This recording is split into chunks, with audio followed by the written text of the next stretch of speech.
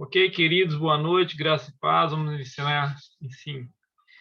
iniciar mais uma unidade do nosso módulo aí com o pastor José. Amém? Você que está assistindo após ou assistindo agora, que o Eterno ajude vocês a desenvolver mais e mais essa matéria e toda a palavra de Deus. Amém? Vamos orar. Pai, obrigado, Senhor, por tudo, Pai. Vemos ao teu filho, Pai, no ensinamento, Pai, daquilo que nos ajuda, Senhor, a dar uma resposta, Senhor, àqueles que precisam desenvolver como liderança, desenvolver como cristãos, Senhor. Em nome de Jesus, Pai, possamos aprender mais e mais, Pai, daquilo que vai alimentar nossa fé, alimentar nossa vida cristã, Senhor, trazendo, Senhor, esperança para todos. Em nome de Jesus, abençoa todos os alunos que estão assistindo agora, que assistirão depois, Pai. Obrigado, Pai, em nome de Jesus. Bem, pastor, manda brasa aí. Deus abençoe. Obrigado, pastor. Queridos, que a graça e a paz do nosso Senhor e Salvador Jesus Cristo esteja com vocês, tanto os nossos irmãos queridos que aqui já estão, veja aqui o Max, nossa irmã Elisângela, tem um irmão não identificado aqui, está como usuário. Que Deus abençoe vocês, os demais irmãos que depois vão ver a aula gravada, que Deus os abençoe. Nós continuamos com o nosso módulo de introdução bíblica, hoje na nossa unidade 2. E na unidade 2, eu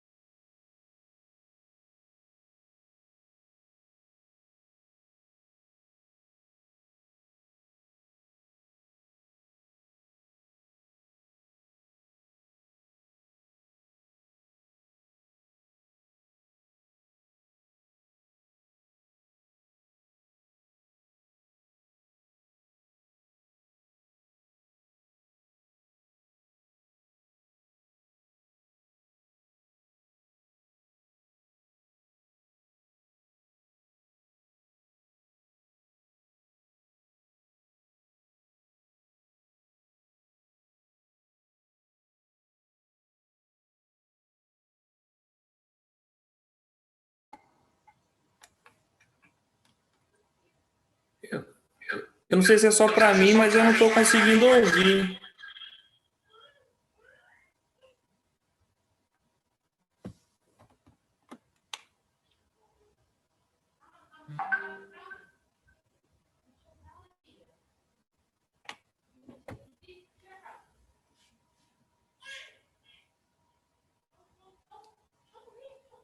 Agora tá ok? Agora sim. Ah, tá ótimo. Obrigado. Beleza, agora ficou jóia. Gente, desculpa aqui que era uma configuração aqui do Zoom, que estava outro microfone vinculado. Como eu disse no começo, não perderam muito, graças a Deus, imagina eu gravar a aula inteira no mutado. Essa é a principal lição dessa nossa unidade. Todos os restos são fatos históricos que circundam isso que nós vamos ler nesta lição, que nós vamos estudar nessa lição, que é a inspiração bíblica. Quando nós falamos de inspiração bíblica, nós estamos falando de doutrina, né?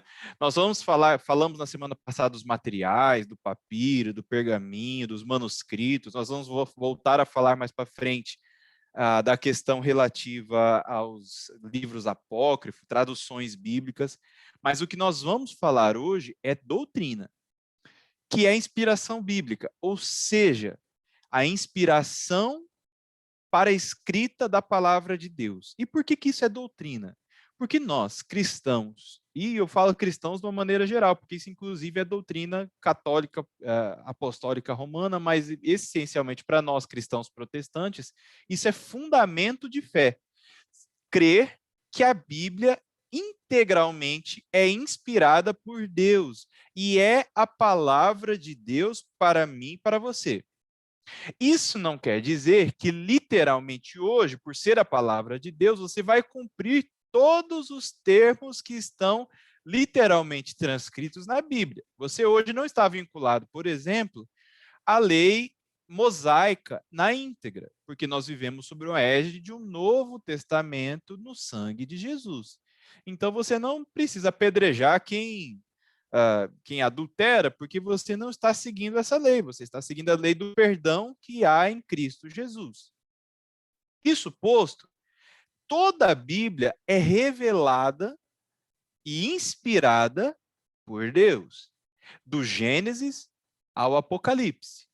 Nós vamos entender que até algumas dúvidas que se faz, por exemplo, quando o apóstolo Paulo vai dizer em alguns momentos, eu digo de mim mesmo, ele tem uma explicação específica para isso. Não é que ele não está sendo inspirado por Deus naquele momento.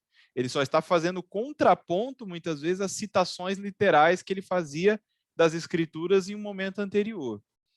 Mas, isso posto, inspiração é doutrina bíblica. E indo para a nossa página 59, quando nós aqui começamos, inspiração ela tem a origem no grego theopnistos, que significa literalmente soprado por Deus.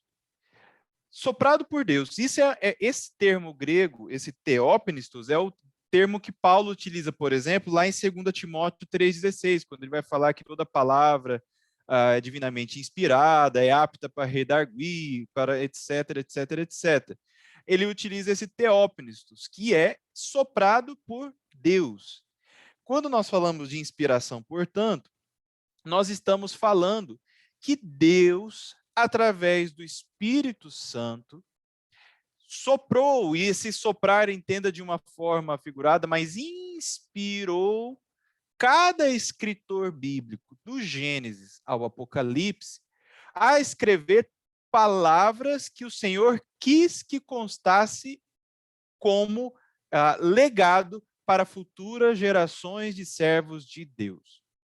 Essas palavras hoje se encontram fechadas, como bem escreveu João lá no livro de Apocalipse, não se acrescenta mais nada a ela hoje, porque ela é um livro fechado. Do Gênesis ao Apocalipse, de uma forma progressiva, por isso que eu sempre reforço essa expressão, revelação progressiva do Evangelho, do Gênesis ao Apocalipse, Deus colocou em cada uma das palavras, cada uma dos fatos históricos, cada uma das doutrinas que estão na Bíblia, tudo que ele queria que nós conhecêssemos acerca dele e do seu plano através de Jesus Cristo. Então, não há expressão ou palavra ou texto ou livro inútil na Bíblia, mas todos eles servem de uma forma progressiva para revelar quem é Deus, e quando eu digo quem é Deus Pai, Filho e Espírito Santo, e para revelar qual é o programa, qual é o propósito, o plano de Deus para a humanidade. Por isso que nós temos profecias de Jesus no Antigo Testamento, por isso que nós temos no Apocalipse informações futuras sobre o que acontecerá dentro desse plano de Deus. Porque do começo ao fim, o propósito de Deus, através de Jesus Cristo, ele vem se revelando através de cada um dos escritores bíblicos. E mesmo expressões, algumas que podem causar dúvidas, não podem tirar de nós a ideia que toda palavra é divinamente inspirada. Se você vai lá, por exemplo, e pode anotar aí se você quiser, porque eu não tenho isso na lição, isso é sempre uma parte que eu gosto de trazer. Se você for lá para 1 Coríntios 7:12, você vai ver Paulo utilizando a expressão, eu mesmo digo isso. Em algumas versões vai estar, digo de mim mesmo. Esse tipo de expressão, tome muito cuidado. Paulo não está fazendo uma exceção à inspiração bíblica da palavra. Ele não está dizendo, isso aqui não foi Deus que escreveu, fui eu mesmo. Não é isso. Se você for olhar nos versículos anteriores, por exemplo, nesse 1 Coríntios 7, versículos 10 e 11, você vai ver que Paulo, ele começa a escrever e ele começa a citar literalmente Jesus. Ele utiliza o ensinamento de Jesus de uma forma literal. Por isso ele coloca, disse o Senhor, papapá, papapá, papapá. E aí, quando ele volta a falar, ele diz isso não o Senhor, mas digo eu mesmo. E é como se ele estivesse dizendo, agora eu não estou fazendo uma transcrição literal, mas inspirado por Deus, eu ainda digo que... E ele prossegue. Então, não há nenhum trecho, tanto no Novo como no Velho Testamento, no Antigo ou no Novo Testamento, que não seja inspirado. Isso posto, é importante você ter em mente o que está lá em 2 Pedro, capítulo 1, 21. Nenhuma profecia da Escritura é de particular interpretação, porque a profecia nunca foi produzida por vontade de homem algum. Mas os homens santos de Deus falaram inspirados pelo Espírito Santo. Isso quer dizer que desde os livros de Moisés, o Pentateuco, que abre a nossa Bíblia, até as últimas epístolas e cartas, e o último livro na Bíblia, que inclusive cronologicamente é o livro de Apocalipse, não há nada que tenha constado na Bíblia que não foi vontade de Deus. Foi vontade de Deus que fosse revelado o pecado de Davi na Bíblia. Foi vontade de Deus dizer que Abraão, quando chegou em determinado lugar para não ser morto, falou que Sara era sua irmã, fazendo o rei, inclusive, dormir com ela e pecar, e depois pecar com isso. Foi vontade de Deus esclarecer o que Judas fez com Jesus. Foi vontade de Deus colocar os bons feitos de Davi, os bons feitos de Abraão. Então, entenda que tudo que compõe a Bíblia foi vontade e inspiração de Deus que estivesse ali. Então, quando você lê o livro de Juízes, por exemplo, nós estudamos, inclusive fui eu que ministrei junto com vocês os nossos livros históricos. Vocês vão se lembrar quando nós falamos, no final ali do livro de Juízes, que histórias macabras que tem ali no final do livro de Juízes, né? Inclusive aquela história do levita, que é uma prostituta, que o pessoal violenta depois ela, cortam em pedaços, distribui nas tribos de Israel, uma história macabra. Tudo isso foi vontade de Deus que constasse na Bíblia. Porque a Bíblia não é folhetim de publicidade, como o ser humano é bonzinho. A Bíblia, do começo ao final, é sobre como o homem é pecador, como o homem respira morte e pecado, e sobre o plano de Deus para libertar o homem do pecado. Quer seja o homem anônimo, como os muitos milhares de Israel, os muitos milhares de pessoas da igreja primitiva, quer sejam as grandes figuras da Bíblia, como Abraão, Isaac, Jacó, Josué, Isaías, Jeremias, Elias, Eliseu. Elias, por exemplo, é narrado em determinado momento, ele como uma pessoa extremamente entristecida, desamparada, ao ponto de algumas pessoas dizerem que ele estava em um momento depressivo, em depressão. Mas foi vontade de Deus apontar que todos os homens, quer sejam esses escritores bíblicos, quer sejam os grandes personagens bíblicos, eles eram falíveis. O único infalível, o único que não tem falha, era o próprio Deus, Pai, Filho e Espírito Santo. A inspiração ela tem algumas características. O primeiro é a fonte.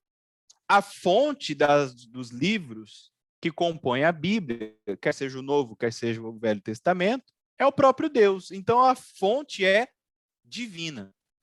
O segundo ponto é um instrumento.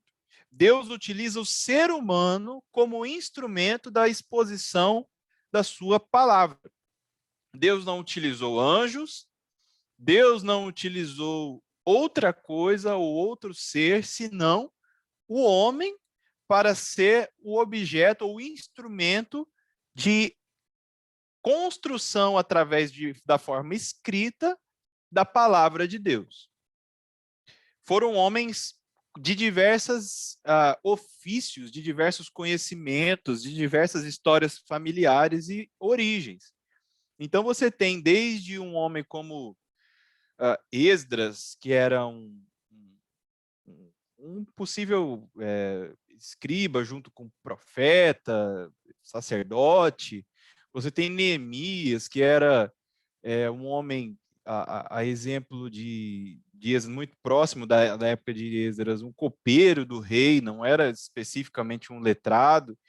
Você tem um Pedro escrevendo cartas, sendo um pescador. Você tem Paulo sendo um douto da lei, um teólogo, por assim dizer, letrado, criado aos pés de Gamaliel, como diz a palavra de Deus, sendo também um dos escritores eruditos da Bíblia. Você tem um Marcos, que não tinha tanto conhecimento escrevendo o Evangelho, mas você tem um Lucas, que era médico, que tinha um patrocínio, muito provavelmente de Teófilo, escrevendo o Evangelho de Lucas, o livro de Atos. Então, são autores das mais diversas origens, das mais diversas épocas, mas que foram igualmente inspirados pelo Espírito Santo de Deus para fazer e cumprir o propósito de Deus de se revelar ao homem através da sua palavra.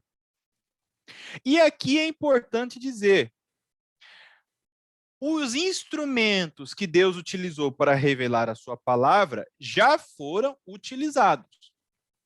Por isso que quando nós formos lá ver livros apócrifos ou livros heréticos, livros que contêm heresia, vocês vão ouvir falar, por exemplo, de livros que fundamentam algumas igrejas que até se denominam como protestantes, mas que não são livros inspirados. Então, livros da Ellen White, lá, que é utilizado pela congregação adventista, muitas vezes. Alguns outros livros utilizados pelos Mormons, etc. O livro do Mormon, né, que tem um específico, não são livros divinamente inspirados. Isso não quer dizer que pessoas comuns não possam escrever livros sobre a palavra. Então, se você está olhando aí no fundo, você está vendo minha estantezinha ali. Eu tenho muitos livros que eu gosto de ler de literatura sobre a palavra. Isso é uma coisa. Mas a palavra, ela já está feita, pronta e acabada na Bíblia Sagrada.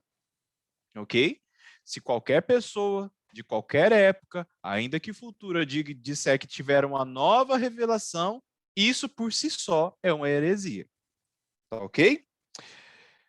E isso quer dizer que se os instrumentos são humanos, se a fonte é divina, a autoridade que consta no texto não é a autoridade simplesmente dos homens que escreveram.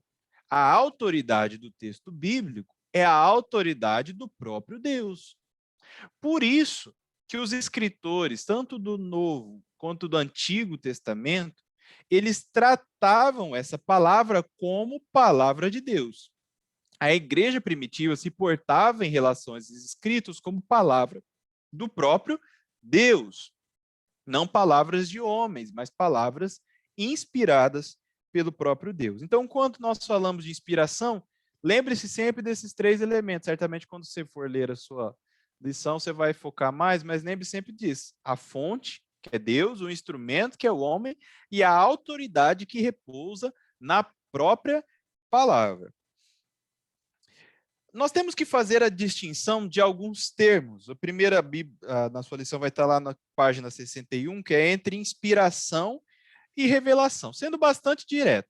Inspiração, que é do termo grego, do theopneustos, que nós falamos, inspiração é o sopro, é o soprar de Deus, que é para aquilo que ele queria que os escritores falassem na sua palavra.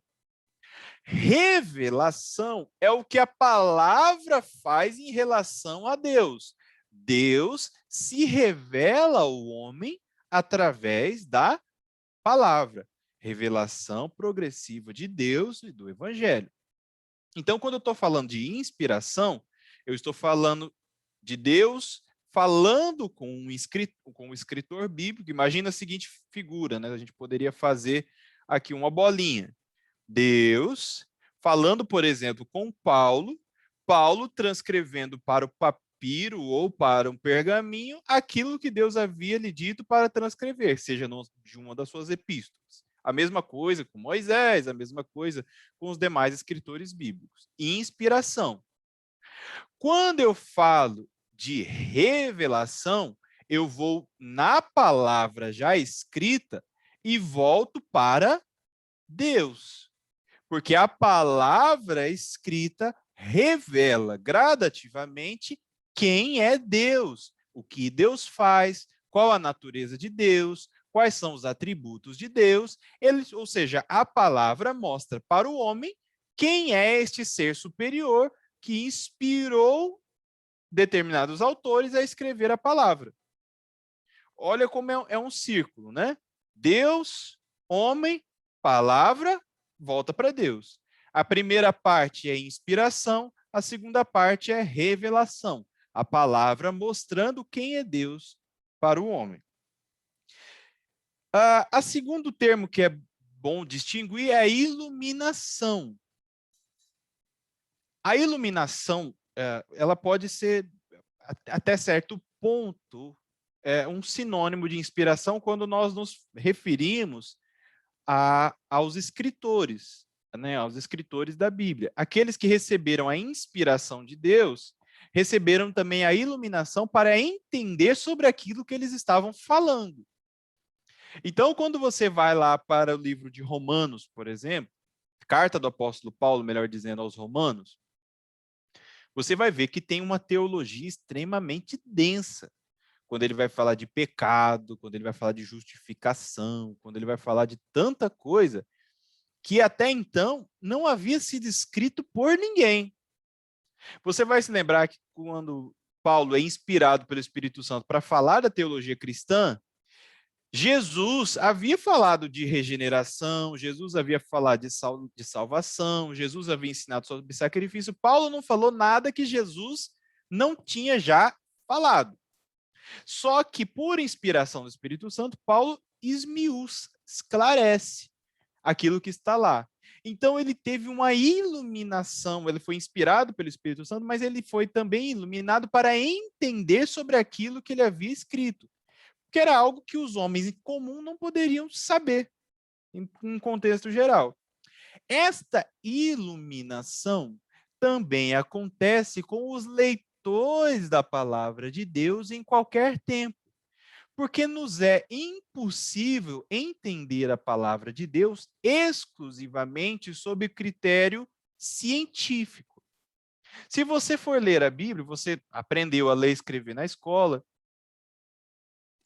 você domina o seu idioma, ou você tem uma tradução no seu idioma. Você pode ler a Bíblia. Se você é uma pessoa que tem um mínimo de esclarecimento, você pode entender os fatos históricos que estão ali na Bíblia, as épocas. Mas entender o principal fundamento da Bíblia, que é levar o homem até Deus através de Cristo Jesus, você só entende quando você lê na presença de Deus. Por isso que se fala da iluminação. Quando você lê e os seus olhos são abertos pelo Espírito Santo para que você entenda.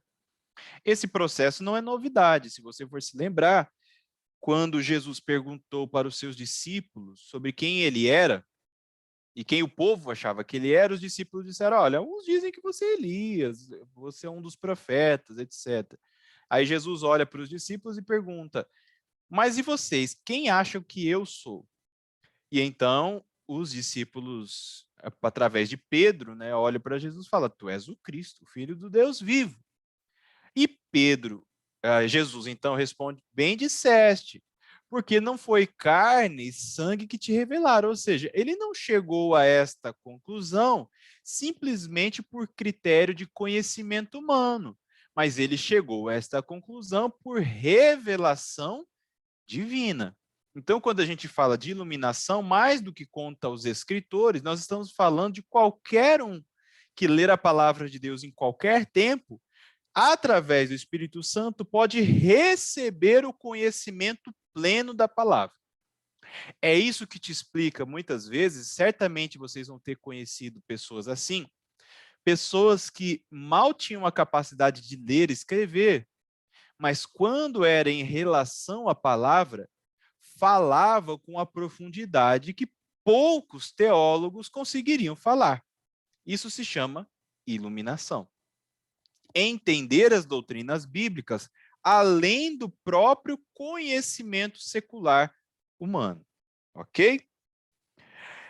E aqui nós passamos a entrar, nós vamos voltar também nisso depois, em algumas teorias divergentes, para depois, eu vou explicar já de pronto, né, que a gente vai falar de um monte de teoria que é divergente, até a gente chegar na teoria que nós cremos sobre a revelação e a inspiração das Escrituras, que é a chamada teoria da revelação plenária e total da Bíblia, né?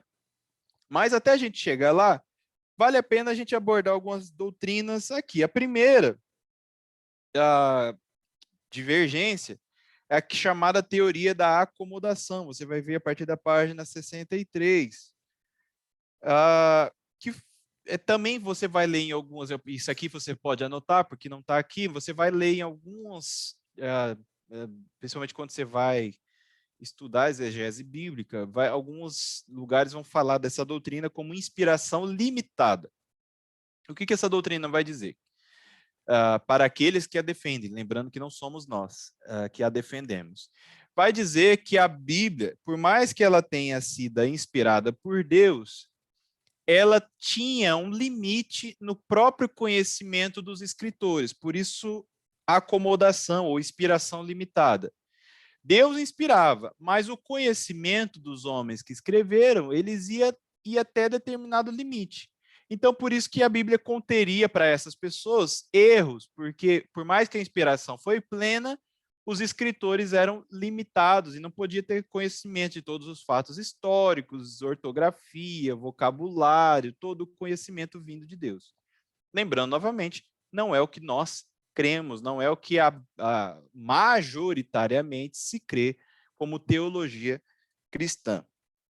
Também há uma segunda teoria, a teoria da contradição, que vai falar que a Bíblia apresenta contradições que a tornam inconsistentes. Nós também não cremos nisso, porque nós cremos que todas as divergências bíblicas, elas são de natureza interpretativa. Você chega a um resultado final coeso sempre que você se aplica a estudar pontos da Bíblia que aparentemente parecem divergentes. Isso é até um princípio de fé. Toda vez que você for estudar a Bíblia, estude para encontrar as soluções que a própria Bíblia traz, não para encontrar os supostos e falsos erros que ela poderia trazer, porque tem gente que lê a Bíblia para achar erro, tem gente que lê a Bíblia para encontrar salvação, que nós sejamos sempre parte do segundo grupo, ok? A segunda teoria é a teoria da ignorância, que é parecida com a primeira que nós falamos. Ela vai falar que as escrituras teriam erro, porque vários dos escritores que escreveram a Bíblia teriam conhecimento secular raso, mediano. Então, você, por exemplo, vai falar de Paulo. Paulo era uma pessoa muito letrada, mas vocês viram as cartas de Pedro, de Tiago, não eram pessoas letradas, por isso a ignorância teria afetado a inspiração. Nós também não cremos nisso, porque se fosse pelo limite humano, não haveria um homem nessa terra capaz de comportar o conhecimento de Deus, que é o Senhor de todo o universo, um Deus que é transcendente. Quando nós falamos de Deus transcendente, nós estamos falando que o Deus que está acima da criação e acima do tempo, acima da história. Então, todo o conhecimento dele nunca será capaz de entrar inteiramente na cabeça de um homem. Por isso que ele mostrou na palavra aquilo que nós queríamos, que ele queria que nós homens entendêssemos, e de um Deus que também é imanente, que se aproxima do homem para trazer salvação, para trazer conforto, para ouvir as orações. Mas por essa razão, nós não acreditamos nessa teoria, porque todo homem é limitado em mais ou menos ponto, todos nós somos limitados. Então, nós não cremos nisso, porque o próprio Deus inspirou e iluminou cada um dos escritores da palavra. E, por fim, há uma última teoria, que é a teoria do conflito, que diz mais ou menos assim, que se o próprio Cristo ele corrigia e ensinava alguns dos escritores bíblicos, como, por exemplo, Mateus, que foi escritor bíblico, João foi escritor bíblico, Pedro. Se o próprio Jesus corrigia essas pessoas, quer dizer que essas pessoas eram naturalmente falhas. Então haveria uma contradição. Se essas pessoas são falhas, esse Jesus os corrigia, como é que quando eles escreveram, eles poderiam escrever de uma forma perfeita? Essa teoria também desconsidera algo que nós cremos como regra de fé, que a inspiração bíblica pelo Espírito Santo traz iluminação que vai além do simples conhecimento humano. Jesus ensinou, e ensinando, deu autoridade para que aqueles a quem ele ensinou continuassem a ensinar e a propagar a palavra de Deus. Então, todas essas teorias apenas para efeito de conhecimento, não é o que nós cremos enquanto teoria de inspiração da palavra de Deus. Ok? Nós vamos voltar a algumas teorias mais para frente.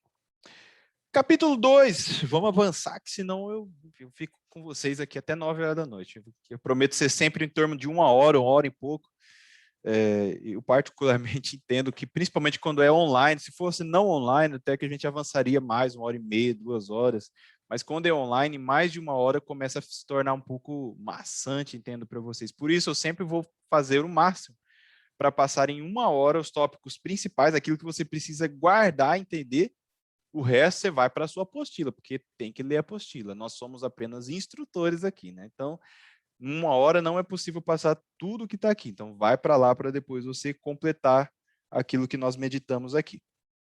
Segundo capítulo vai falar da inspiração, algumas particularidades e provas, né? O primeiro ponto vai falar da inspiração dos autógrafos e das cópias. Nós falamos um pouco disso na última semana, por isso eu vou ser um pouco mais rápido.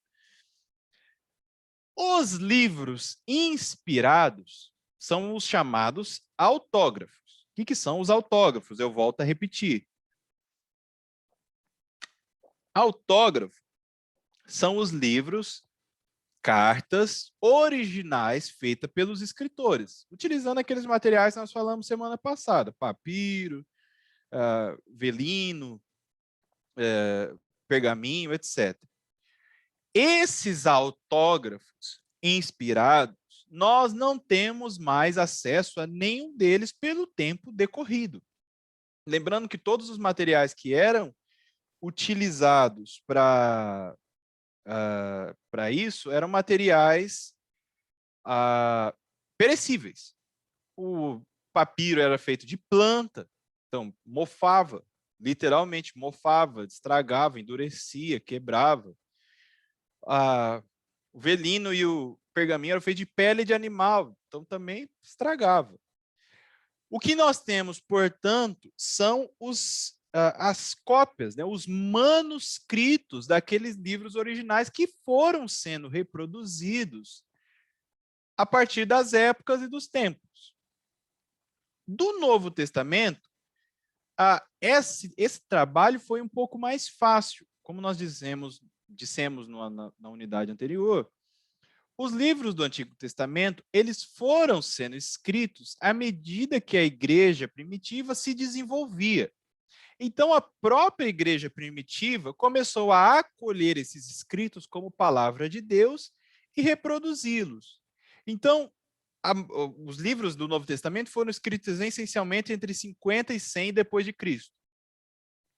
Nós temos as versões, a primeira versão latina da Bíblia, nós temos a chamada latina antiga, mas a Vulgata Latina, que é a mais conhecida versão latina, ela é mais ou menos do final do século IV, início do século V. Então, você vê que a distância entre os autógrafos, entre versões completas, e lembrando que nesse meio tempo vários manuscritos foram coletados, foram achados, foram transcritos e eram falados no seio da igreja, o tempo é muito curto, então a proximidade entre os escritos e a composição da Bíblia foi muito rápida. No Antigo Testamento, isso foi um pouco mais difícil, porque demandou trabalho, por exemplo, nós estamos falando da época de mosaica de mais de 1000 anos antes de Cristo. Então, é um período extremamente longínquo. Mas isso foi preservado através da função do chamado escriba, que você pode achar na Bíblia, ou de alguma forma geral como copista, a expressão hebraica era o sofer. Você vai achar isso na sua Bíblia. Sofer, que poderia dar a ideia de um secretário, um copista ou um escriba, que é essencialmente aquele que guardava e documentava os livros essenciais de Israel, inclusive, principalmente, os livros que eles consideravam como sendo de inspiração divina.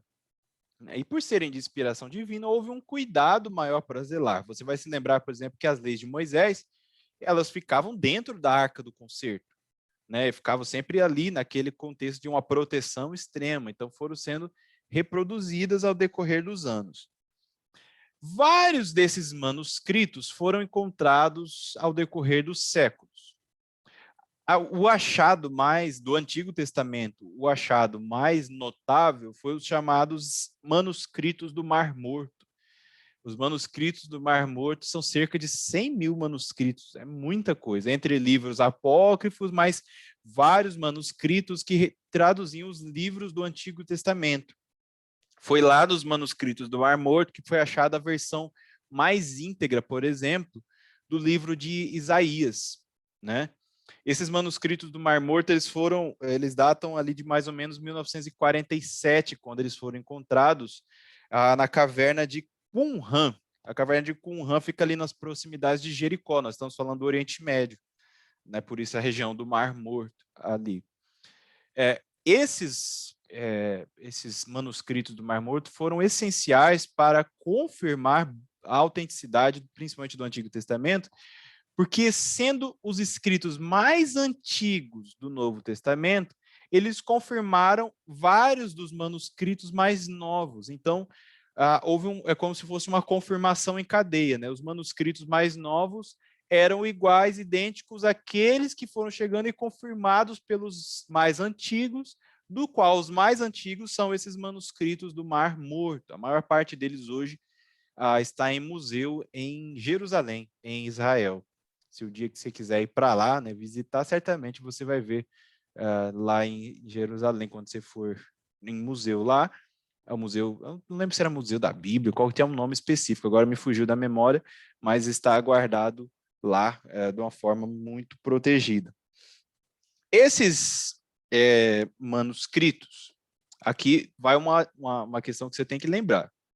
Os inspirados sempre foram os autógrafos. Os manuscritos, eles são reflexamente inspirados. O que quer dizer isso? Um manuscrito só pode ser considerado inspirado à medida que ele reproduz fielmente os originais, os autógrafos. Então, digamos que no meio desses muitos manuscritos que foram encontrados no decorrer da história, Vários deles foram encontrados e traziam palavras, passagens, expressões divergentes com os anteriores e com os posteriores. Então, provavelmente foi um acréscimo.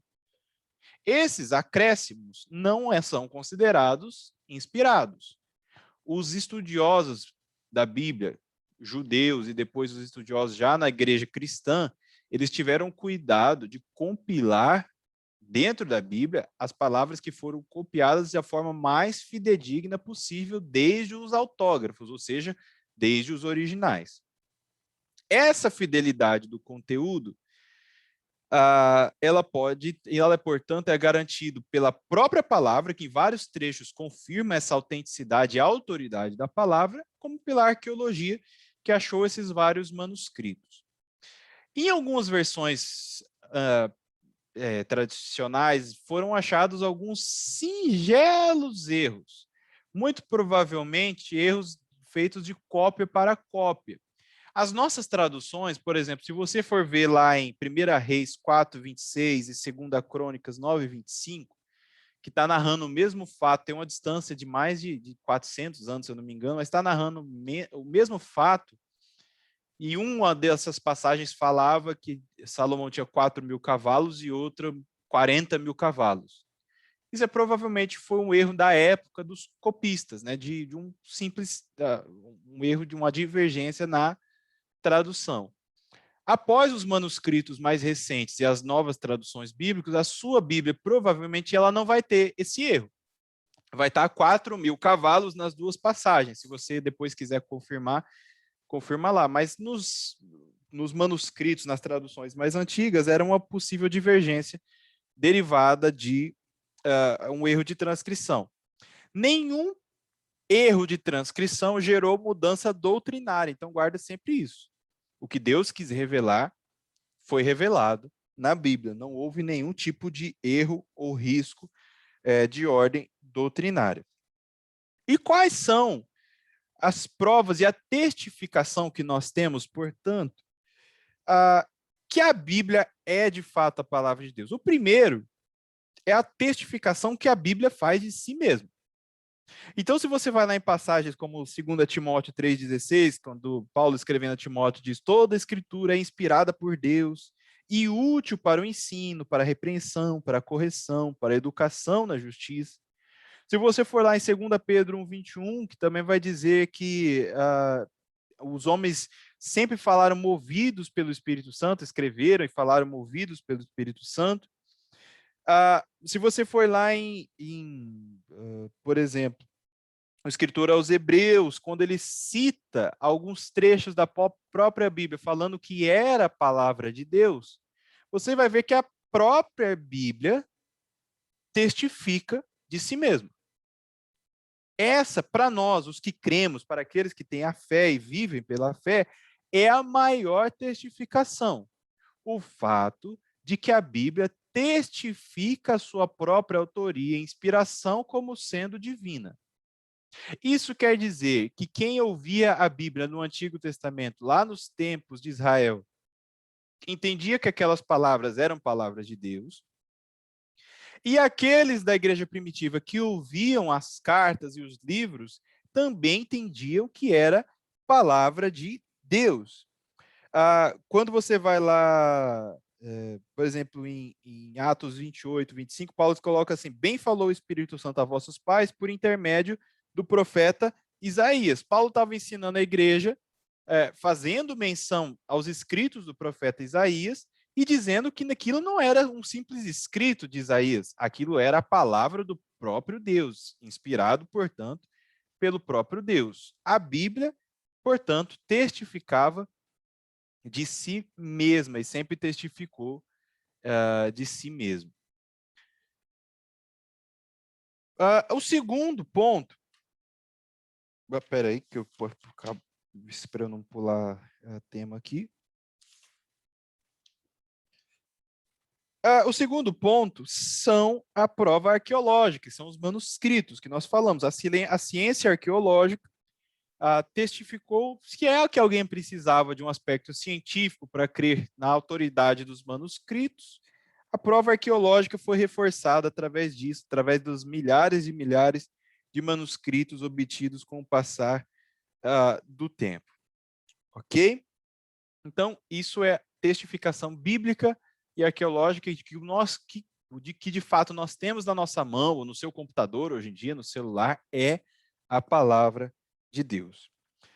No capítulo 3, nós vamos falar da inspiração no Antigo e no Novo Testamento. Quando nós falamos de inspiração no Antigo Testamento, ela está muito relacionada e era reconhecida como palavra de Deus pelo povo de Israel, muito em razão dos escritores serem reconhecidos como servos de Deus, para um propósito específico.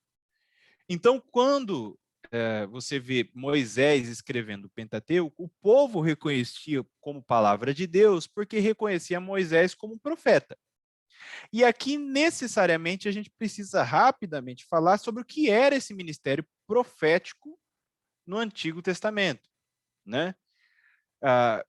Não confunda o ministério profético do Antigo Testamento, por exemplo, com o dom de profecia que está lá em Romanos, que está lá no Novo Testamento, que é um dom espiritual e que profetizar, ali mencionado, só se combina em parte com o ministério profético no Novo Testamento, a partir do momento que Paulo utiliza, e os outros escritores do Novo Testamento utilizam a palavra profetizar como sinônimo de falar a palavra de Deus, que era exatamente o que faziam os profetas do Antigo Testamento. Falavam os desígnios de Deus.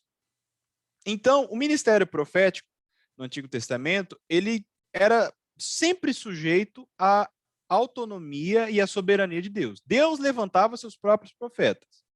Mas a partir de Moisés, o profeta começa a ser também ter e existir em Israel um ministério profético. Você vai ver que séculos depois, Moisés, que foi um reconhecido dos profetas, como profeta de Deus, falando os desígnios de Deus para Faraó, operando milagres, depois recebendo de Deus a palavra e transmitindo ao povo. Então, Moisés foi um grande profeta. Mas você tem menções anteriores a Moisés. Abraão, quando for, se não me engano, na passagem com Abimeleque, ele é mencionado como Abraão como sendo também profeta. Só que o ministério profético surge a partir de Moisés. Então você vai ver, por exemplo, Moisés dividindo e pedindo para Deus para dividir o espírito que havia sobre ele, Deus dividindo com 70 homens, e versículo Moisés dizendo que queria ele que todos fossem profetas dentro de Israel. Séculos depois, no tempo de Samuel, você vai ver Samuel liderando um ajuntamento de profetas, você vai ter escola de profetas dentro de Israel. Então, o profeta ele começa a se tornar um ministério, obviamente ainda levantado por Deus. Uma dúvida que algumas pessoas têm, né? Não existiam na Bíblia somente os profetas que escreveram na Bíblia. Ao tempo de Isaías, existiam muitos outros profetas, quer sejam aqueles que davam ouvido à voz do Senhor, quer sejam aqueles que eram falsos profetas. Nem todo profeta do Antigo Testamento escreveu, mas praticamente todo escritor, por assim se dizer, cumpriu em algum momento o desígnio profético no Antigo Testamento pelo simples fato de escrever um livro. Então, Josué, por exemplo, não era reconhecido como profeta, era um líder. Mas a partir do momento que ele escreve o desígnio de Deus para o povo, ele se torna, naquela medida, também um profeta do Senhor. Os profetas ele tinham algumas nomenclaturas, você pode vai achar lá no Antigo Testamento, né? Mensageiro do Senhor, porque trazia sempre, o ministério profético era essencialmente levar a palavra de Deus ao povo. Atalaia, né, como está lá em Ezequiel 3,17, Atalaia é aquele que estava sempre de prontidão para levar a palavra de Deus ao povo. Homem de espírito, aquele que recebia as palavras, que transmitia as palavras ao povo, não dele mesmo, mas que vinha do próprio Deus. Lembrando que a profecia poderia ser sobre fatos futuros, podia ser para correção, podia ser para exortação, podia ser para ânimo do povo. Então, era exatamente receber de Deus e transmitir ao povo.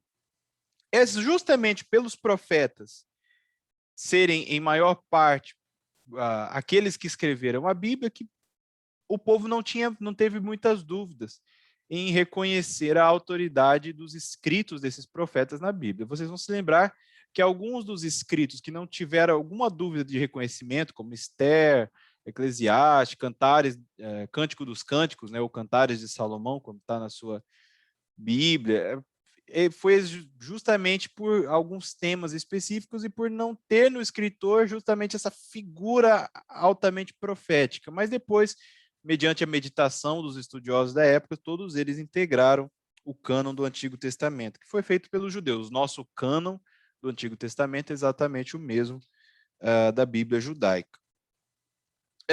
No Novo Testamento... interessante, antes de eu falar isso aqui. Quando a gente fala de profetas escritos inspirados do Antigo Testamento, lembre sempre dessa expressão, rede sequencial redativa. O que é essa rede sequencial redativa? É o fato de que os profetas, ao escreverem, mantinham sempre uma mesma linha histórica e doutrinária dentro do povo. E exatamente esta rede sequencial redativa deu muita base para a formação do cânon do Antigo Testamento, ou seja, dos livros que compuseram o Antigo Testamento. Porque essa rede sequencial redativa é o que dava a linha, inspirada pelo Espírito Santo, prova que davam a linha para que todos os escritos seguissem a ordem tanto histórica, por mais que não estejam na ordem cronológica na Bíblia, mas a linha histórica é a mesma nos livros que compõem o Antigo Testamento, e a linha doutrinária é a mesma. Então, você não vai ter em nenhum momento ali Moisés falando dos 10 mandamentos, falar que só há um Deus a ser adorado, não adorarás outro Deus além de ti, do Deus, do Yahvé, né? Yahué, que é a expressão mais correta, a pronúncia mais correta, e outro livro dizendo, não, pode adorar Baal, pode adorar os Baalins, pode fazer o que... Não tem isso, porque há uma sequência redativa, uma rede sequencial redativa. No Novo Testamento, esse reconhecimento foi razoavelmente mais tranquilo por causa da proximidade com a época. Então, veja, Jesus vem e cumpre o seu ministério terreno, ensina, fala, mas o próprio Jesus não escreve, ok? Todos os escritos que estão na Bíblia são inspirados no Novo Testamento, são inspirados nos ensinos de Jesus, bem como observando as profecias que vinham do Antigo Testamento que apontavam para Jesus, revelação progressiva do Evangelho, mas o próprio Jesus não escreve, ele deixa essa incumbência para a igreja primitiva. Então, os escritores da igreja primitiva, eles já gozavam no meio da igreja do reconhecimento de serem servos de Deus. Alguns oculares, como por exemplo João, Pedro, Tiago, que conheceram Jesus em vida e testificaram dos ensinamentos de Jesus para a igreja também em vida. Outros, como Paulo mesmo utiliza a expressão abortivo, né, para ele mesmo, mas outros, como Paulo, que sendo apóstolo, em que pese não teve contato com o ministério terreno de Jesus, recebeu do próprio Cristo toda a instrução daquilo que ele deveria passar, tanto coletando dos irmãos, como recebendo do próprio Espírito Santo. Você vai se lembrar que Paulo, depois que ele perde a visão, indo para Damasco, recebe a oração de Ananias, ele tenta começar a pregar, mas sofre muita perseguição, então ele parte e se retira por um período longo de tempo, né, mais de 10 anos. E lá, nesse período, muito provavelmente, que ele recebeu revelações grandiosas sobre o Evangelho. Inclusive, ele vai falar, em certo ponto dele mesmo, de alguém, né, quando ele não quis falar dele mesmo, mas ele mesmo que subiu até o terceiro céu e viu coisas inefáveis. Então, ele recebeu também do próprio Cristo a palavra que ele transmitiu. Então, eram pessoas que já tinham um status e uma confiança da igreja primitiva, por isso que os escritos deles, por referirem aos escritos de Jesus, ninguém inovou na Bíblia, no Novo Testamento, né? Ninguém criou, estou fazendo uma doutrina aqui, não. Tudo que foi feito era esclarecimento daquilo que Jesus já havia ministrado em seu ministério terreno. Então, eles continuaram a pregar e propagar aquilo que eles ouviram de Cristo. E a igreja aceitou, e esses manuscritos, por serem em um período de tempo mais curto, foram preservados de uma forma mais fácil e compõem o nosso Novo Testamento nos dias de hoje. E essa inspiração pela palavra era referida também no próprio Novo Testamento, né? Você vai ver que os próprios pais da igreja, você vai tem cartas, né, que são apócrifas, que não compõem a Bíblia, mas que eram dos chamados pastores, pais da igreja, né? E eles se referiam aos escritos dos apóstolos, aos escritos da Bíblia Sagrada, como sendo palavra de Deus. Então, a própria Bíblia e nós testificamos que é a palavra de Deus. No capítulo 4, que eu quero ser bem rápido, porque ela fala de teorias da inspiração divina, e nenhuma dessas são exatamente a teoria que nós acolhemos, ele vai falar das teorias acerca da inspiração bíblica. Essas teorias, elas estão, e lembre-se bem disso, relacionadas a 3 momentos distintos da teologia cristã. Quando nós falamos de teologia cristã, boa parte dessa teologia também referia-se à Igreja Católica, né? Mas boa parte, cada um dessas teorias se situa-se nesses momentos, né? Alguns deles convivendo ao mesmo tempo, que é o movimento ortodoxo, que foi como basicamente nasceu a interpretação das Escrituras, né? Fazendo uma oposição e uma correlação com o Antigo Testamento, diante da confrontação dos judeus. Esse movimento ortodoxo tentou mostrar, a partir do Antigo Testamento, que o Novo Testamento também era inspirado, e a partir disso foram formados os chamados dogmas, fundamentos da fé. Então, quando nós falamos de doutrinas bíblicas, quando nós falamos de inspiração divina, quando nós falamos que não se acrescenta nada à palavra, nós estamos falando de ortodoxia. Desde a origem, esses são dogmas da vivência cristã, né? A salvação, as ordenanças, como o batismo, a ceia. Nós estamos falando de coisas que não se mudam e que eu não posso acrescentar nada. Em um segundo momento, nós temos o chamado movimento teológico modernista, que essencialmente ele foi tentar compatibilizar a Bíblia com o método científico. Tentar justificar como que a Bíblia poderia ser entendida por pessoas sobre o método científico. Dá problema, porque a Bíblia, você explica ela, a ciência concorre com a Bíblia para explicá-la, mas o cerne da Bíblia é de fé, não é de ciência. Então você vai chegar um momento em que a ciência fala de matéria e a Bíblia fala de metafísica. Então a ciência não comprova a Bíblia, mas a Bíblia não descarta a ciência naquilo que pode. Nós falamos de arqueologia, por exemplo, que é uma ciência, né?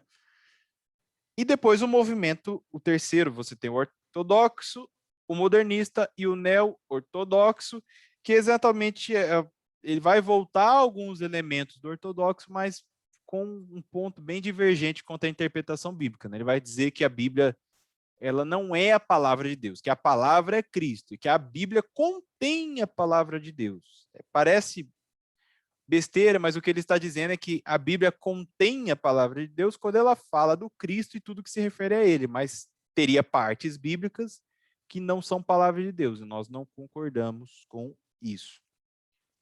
Cada uma dessas épocas trouxe alguma teoria sobre a inspiração. Eu vou deixar a vocês ler mais detalhadamente, então eu só vou dar a síntese de cada uma delas. A teoria ortodoxa sobre a inspiração, ela se divide em duas, né? A chamada teoria do ditado verbal ou a teoria do conceito. Por que é o cerne da teoria ortodoxa? Ela crê que a Bíblia é a palavra de Deus, né? A Bíblia é a palavra de Deus, o reflexo escrito da suprema vontade de Deus. E nisso surgem duas teorias. A primeira é a chamada teoria do ditado verbal. Nós estamos dentro da mesma teoria ortodoxa, mas ela se ramifica. O ditado verbal, essa teoria, vai dizer que os escritores da Bíblia escreveram literalmente aquilo que Deus mandou. Então, Deus mandou para ele cada palavra, cada letra, e eles escreveram isso da forma que está lá. Quando nós chegarmos na teoria que a gente crê, você vai ver que nós não cremos nisso, né? A Bíblia não foi psicografada. Quem já circulou nos meios espíritas sabe que eles utilizam o termo psicografia para dizer quando alguém serve de mero receptáculo de uma mensagem externa, metafísica, né? Alguns de vocês vão lembrar, por exemplo, que alguns dizem que Chico Xavier psicografava, né? Quando ele tinha até meio que ele abaixava a cabeça, colocava a mão ali e quem estava escrevendo não era ele, mas quem apossava-se dele naquele momento, né? Sabe-se lá quem. E nós sabemos quem. Não é o que nós cremos sobre a inspiração divina. Essa teoria vai falar dessa teoria de ditado verbal, é mais ou menos dizer isso, ó, Deus mandou letra por letra, palavra por palavra para os escritores. É difícil de crer nessa teoria, porque os estilos de escrita são muito distintos. E alguns livros, por exemplo, Apocalipse, que foi escrito por João, lembrando que João não era letrado, João era pescador,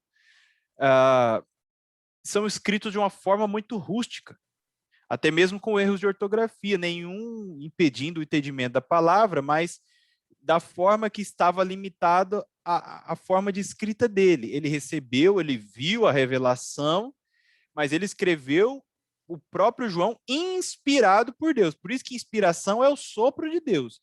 Deus inspirando, trazendo o que deveria ser escrito, mas não exatamente palavra por palavra. E essa é a segunda teoria, a teoria dos conceitos, que se opõe a essa teoria do ditado verbal, que Deus deu os conceitos, aquilo que deveria, a mensagem que deveria ser escrita, mas não palavra por palavra, letra por letra, expressão por expressão.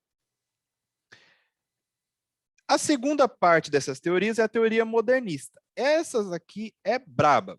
Essencialmente as teorias da inspiração sobre a teologia modernista é as que a gente mais se afasta quando a gente entende sobre um prisma de fé, porque são teorias que não acreditam, em regra, que a Bíblia seja a palavra de Deus, né?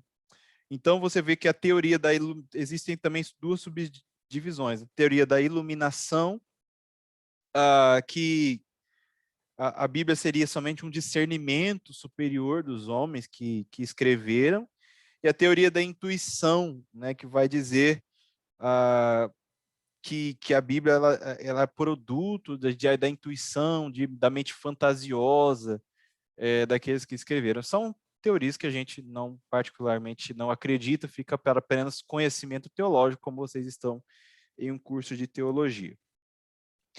As teorias neo-ortodoxas é aquilo que eu disse antes. Eles creem que a palavra de Deus está na Bíblia, não que ela é a Bíblia. Pode parecer só um jogo de palavras, mas o que eles entendem é Cristo é a palavra, o verbo vivo de Deus. Ele está contido na Bíblia como tudo aquilo que faz referência a ele. Mas não necessariamente tudo que está na Bíblia é palavra de Deus. E quando esses teólogos, normalmente digo, não é o que a gente crê também, quando esses teólogos neo-ortodoxos falam isso, eles estão querendo dizer, olha, separe dentro da Bíblia trechos que são palavra e trechos que não são palavra. Então, é nesse sentido que nós temos a teoria. A primeira teoria do Bultmann é a teoria da demitização, demitizante, que ele fala que alguns trechos da Bíblia contêm elementos mitológicos, histórias, etc., que não devem ser considerados, enquanto outros trechos são inspirados. Então, a demitização, esse nome estranho, é a ação que aquele que lê a Bíblia teria de separar um trecho que é bíblico do outro trecho que não seria bíblico. Não é o que nós cremos. E a outra teoria do Barth vai dizer que a Bíblia ela se torna a palavra de Deus a partir da experiência ou do encontro pessoal da pessoa com a palavra. também não é o que nós cremos. A palavra de Deus é a palavra de Deus, independente das experiências pessoais que as pessoas têm com a palavra. Não duvidamos que é a experiência pessoal com a palavra que leva a pessoa ao conhecimento de quem é Jesus, da sua salvação, mudança de vida, transformação. Mas a palavra de Deus não deixa de ser palavra de Deus caso alguém não venha ter uma experiência específica com ela. E aqui eu parto para a conclusão, até porque já está dando a nossa hora, no capítulo 5, para dizer a teoria que de fato nós cremos, que é a inspiração verbal plenária. Separe esses termos aqui, que vai ficar mais fácil para você entender. Se você colocar inspiração, tracinho, verbal, tracinho, plenária. Inspiração é aquilo que nós dissemos, segundo está lá o apóstolo Paulo escrevendo no Novo Testamento. O sopro de Deus. Então, nós cremos que a palavra de Deus encontra como fonte a própria voz e inspiração de Deus, através do Espírito Santo a cada homem. Ela é verbal, segundo o texto dessa palavra. Por quê? Ela é verbal porque esta inspiração que Deus trouxe sobre esses homens de Deus, ou seja, as palavras que Deus inspirou-lhes a escrever, foram trazidas ao homem através de uma forma verbal ou escrita. Então, os escritos que estão na Bíblia, eles são expressão da inspiração de Deus. São provenientes de Deus. E o terceiro ponto, ela é plenária, porque toda a Bíblia é inspirada por Deus. Veja como que separando os termos, você consegue entender a teoria de uma forma mais fácil. Inspiração verbal plenária. Inspiração, porque quem escreveu, escreveu não por si mesmo, não por conhecimento humano, mas a partir do conhecimento recebido de Deus, a inspiração, o sopro de Deus. Verbal, porque a forma escrita foi a forma escolhida, e a partir da forma escrita é possível também se verbalizar, que é o que nós fazemos através da pregação, através do ensino, através do que nós estamos fazendo aqui. E plenária, porque ela é total, ela abrange a totalidade da Bíblia. Ok? Essa verbalidade está baseada em 2 pontos, e você pode ver na sua página 94. Nas palavras constantes, nos relatos a respeito da plena infalibilidade do texto e na impossibilidade de separação entre o pensamento e a palavra.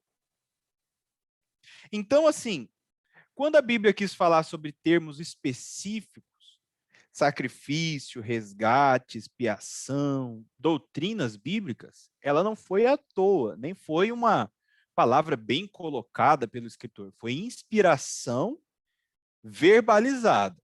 Deus queria que estes termos fossem utilizados. Fomos justificados, fomos salvos, fomos redimidos. Termos específicos utilizados por Deus. E a totalidade diz respeito que a Bíblia, do começo ao fim, ela goza de um mesmo prestígio quanto à fonte e inspiração, que é Deus.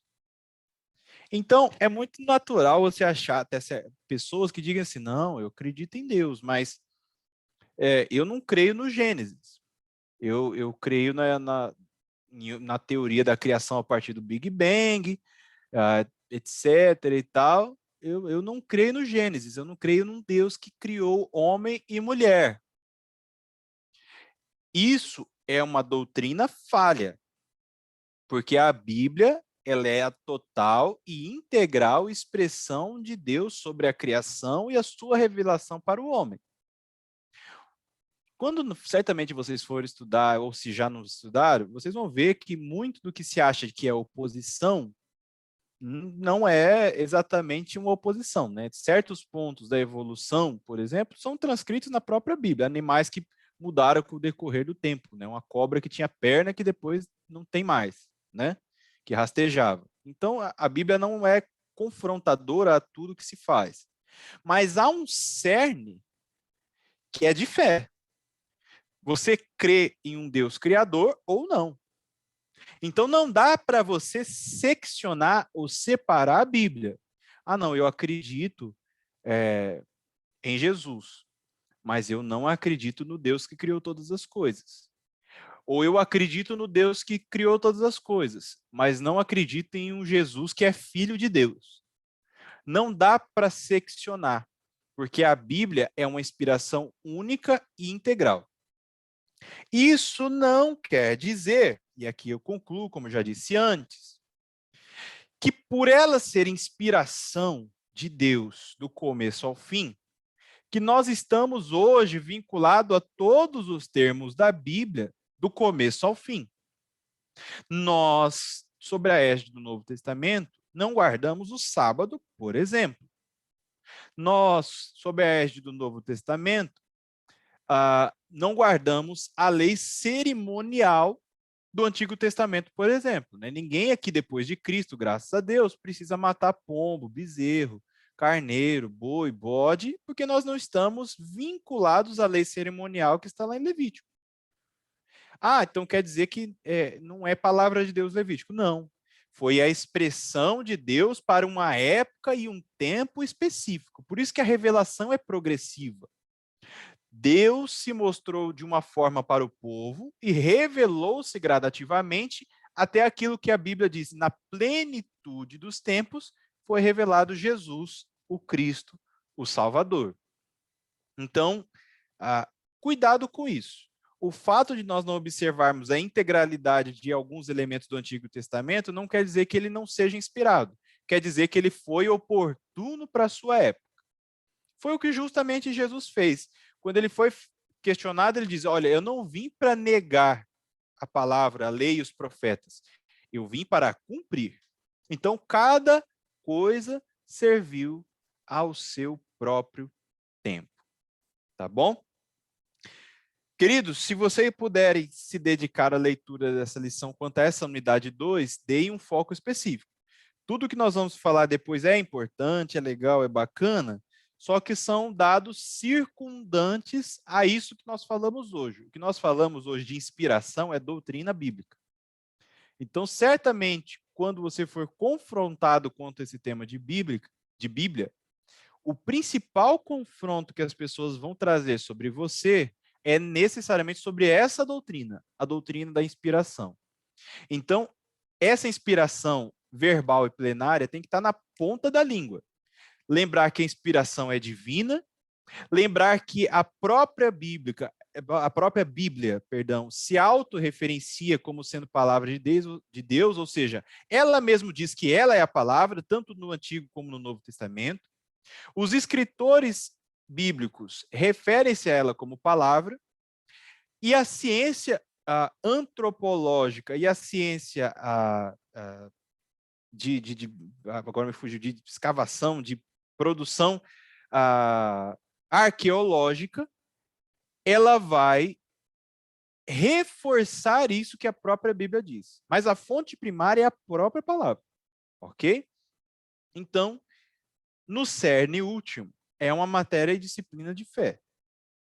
Mas existe um reforço pela palavra e pela ciência de que a palavra que nós temos é a palavra de Deus, tal qual, transcrita pelos escritores bíblicos e chegou para nós nos dias de hoje. Amém? Posto isso, se alguém houver alguma pergunta, peço que se manifeste. Lembrando que nós sempre estamos à disposição. E se não há, eu passo então para orarmos, para encerrarmos a nossa lição. Leiam a lição, por favor, tá bom? Vamos orar, Paizinho amado, em nome de Jesus. Eu te agradeço pela tua presença, pelo teu amor, pelo teu cuidado, pela tua misericórdia. Te louvo, meu Deus, pela tua palavra, porque ela é, meu Deus, para nós a tua revelação, aquilo que o Senhor quis que nós soubéssemos que o Senhor é, o que o Senhor faz e o que o Jesus faz por cada um de nós. Dá-nos a fé de entendermos essa palavra, dá-nos, meu Deus, a fome de sorvermos, de nos alimentarmos dessa palavra, dá-nos a graça, meu Deus, de vivermos por essa palavra. Pois é o que te pedimos, te louvamos e te agradecemos, Senhor, em nome de Jesus. Amém e amém. Que Deus abençoe cada um de vocês, queridos. Certamente a Cat e o pastor Marcos vão encerrar a gravação. Um grande abraço. Fiquem com Deus. Eu fico à disposição para qualquer dúvida que vocês tiverem. Uma boa noite, boa janta para vocês. Fiquem com Deus.